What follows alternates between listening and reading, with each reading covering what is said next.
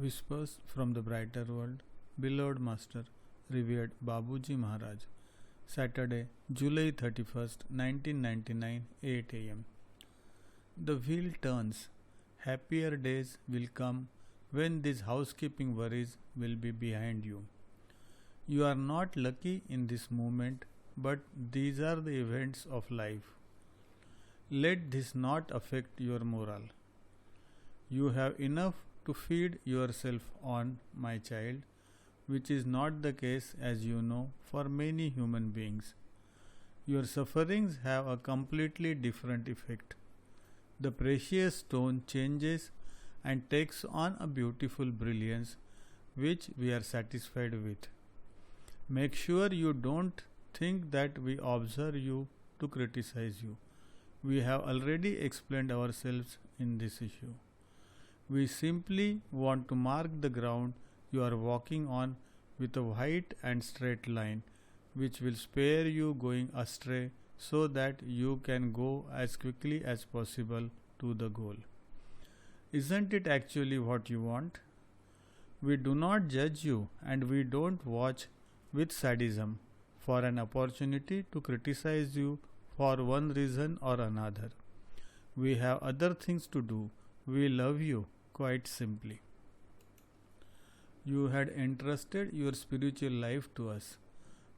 What could be more normal on our part than pointing out what you should avoid doing and what you must try to change inside to facilitate your process? Isn't this the normal behavior of an affectionate father?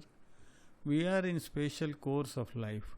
We want you to have the suitable assets for what you have undertaken to follow, that is, a true spiritual process. You have a good choice. We ask you to understand the reasons for our remarks.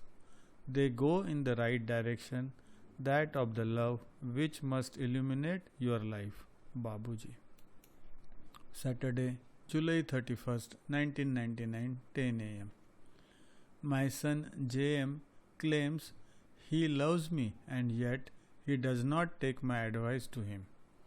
In the past, that would have spared him mistakes concerning his work. He has done beautiful work for the mission, which owes its presence in the south of France to him.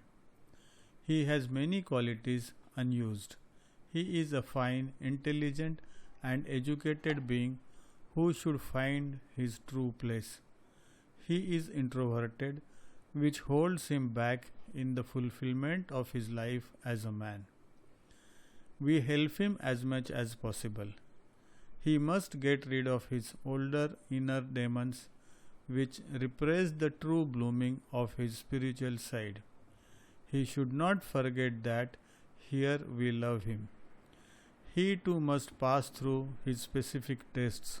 Such is the rule of the divine game. Your African gems are back. Work is awaiting them. They will be able to show their respective talents. There is no time to be wasted. You should advance as quickly as you can before unforeseen circumstances crop up and complicate things.